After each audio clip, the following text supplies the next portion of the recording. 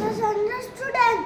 ଆଜି ନର୍ସରୀୟ ଶିଶୁ ବିଜ୍ଞାନ ମେଳାରେ ମୋର ବିଷୟ ହେଉଛି ଖାଦ୍ୟ, ସ୍ୱାସ୍ଥ୍ୟ ଏବଂ ସୁସ୍ଥତା।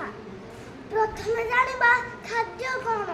ଖାଦ୍ୟ ଏକ ଏଭଳି ପଦାର୍ଥ ଯାହା ଆମକୁ ପୋଷଣ, ଶକ୍ତି ଏବଂ ଉତ୍ତମ ସ୍ୱାସ୍ଥ୍ୟ ଯୋଗାଇଥାଏ। ଏହି ଖାଦ୍ୟ ଶ୍ଵେତସାର, ପୁଷ୍ଟିସାର, ସ୍ନେହସାର, ଜୀବସାର, ଜଳ ଓ ଖଣିଜ ଲବଣ ଜାତୀୟ ପଦାର୍ଥ ଗ୍ରହଣ କରିଥାଉ। ଏବେ ଜାଣିବା ସ୍ୱାସ୍ଥ୍ୟ କ'ଣ? ଯଦି ଆମ ଦେହ ସୁସ୍ଥ ରହିଛି ତେବେ ତାହା ହିଁ ସ୍ୱାସ୍ଥ୍ୟ। ଆମ ଦେହକୁ ସୁସ୍ଥ ରଖିବା ପାଇଁ ଆମକୁ ଭଲ ଖାଦ୍ୟ ଖାଇବାକୁ ହେବ, ଯେପରିକି ଭାତ, ଡାଲି, ରୁଟି, ପନିପରିବା, ଫଳମୂଳ, କ୍ଷୀର, ଛେନା, ମାଂସ ଇତ୍ୟାଦି।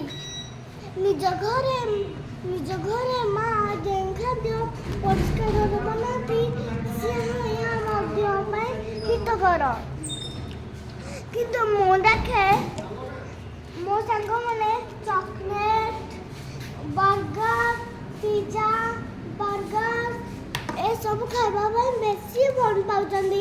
କିନ୍ତୁ ଏସବୁ ଖାଇଲେ ଆମ ଦେହ ଖରାପ ହେବ ଏବଂ ରୋଗ ପ୍ରତିରୋଧକ ଶକ୍ତି କମି ମଧ୍ୟ ଯିବ। ତେଣୁ ମୁଁ ମୋ ବୟସର ପିଲାମାନଙ୍କୁ ଏବଂ ମା ବାପାଙ୍କୁ ଅନୁରୋଧ କରୁଛି କି ସେମାନେ ଜଙ୍କ ଫୁଡ୍ ଦୂରେଇ ରୁହନ୍ତୁ, ଭଲ ଖାଦ୍ୟ ଖାଆନ୍ତୁ, ସୁସ୍ଥ ରୁହନ୍ତୁ, ଯୋଗ କରନ୍ତୁ, ସୁସ୍ଥ ରୁହନ୍ତୁ, ପାଣି ପିଅନ୍ତୁ, ସୁସ୍ଥ ରୁହନ୍ତୁ। ଏବେ ଜାଣିବା ସ୍ୱଚ୍ଛତା କ'ଣ? ମହାତ୍ମା ଗାନ୍ଧୀ ସ୍ୱଚ୍ଛତା ଅଭିଯାନ ଆରମ୍ଭ କରିଥିଲେ, କିନ୍ତୁ ଆମର ପ୍ରଧାନମନ୍ତ୍ରୀ ନରେନ୍ଦ୍ର ଦାମୋଦର ଦାସ ମୋଦି ଏହାକୁ ଆଗକୁ ବଢ଼ାଇଛନ୍ତି। ତେଣୁ ଆମେ ନିଜେ ସଫା ରହିବା ଏବଂ ପରିବେଶକୁ ସଫା ରଖିବା। ଖାଇବା ପରେ ଭଲ ଭାବରେ ହାତ ଧୋଇବା। କେମିତି ହାତ ଧୋଇବା ମୁଁ ଆପଣଙ୍କୁ ଦେଖାଇ ଦେଉଛି। ଏହି ଭଲ ଭାବରେ ଆମେ 20 ମିନିଟ୍ ପର୍ଯ୍ୟନ୍ତ ହାତକୁ ଭଲ ଭାବରେ ସଫା କରିବା। ହାତରେ କିଛି ହ୍ୟାଣ୍ଡ ୱାଶ୍ ନେବା, ଦୁଇ ପାପୁଲିକୁ ମଧ୍ୟ ମନ୍ଥିବା ଏବଂ ନଖ ଗୁଡ଼ିକୁ ଭଲ ଭାବରେ ସଫା କରିବା। ହାତର ସବୁ ଅଂଶକୁ ପଛପଟ ଉପର ଭଲ ଭାବରେ ସଫା କରିବା। ହାତକୁ ସଫା ପାଣିରେ ଧୋଇବା, ସଫା ରୁମାଲରେ ପୋଛିବା।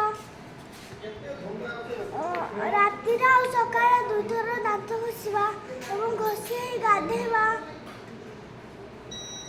ଯୋଗ କରିବା, ସବୁଦିନ ଯୋଗ କରିବା, ପାଣି ପିଇବା, ଖାଦ୍ୟ ଖାଇବା, ବାଳ କାଟିବା, ନଖ କାଟିବା, ନିଜ ଦେହର ଯତ୍ନ ନେବା।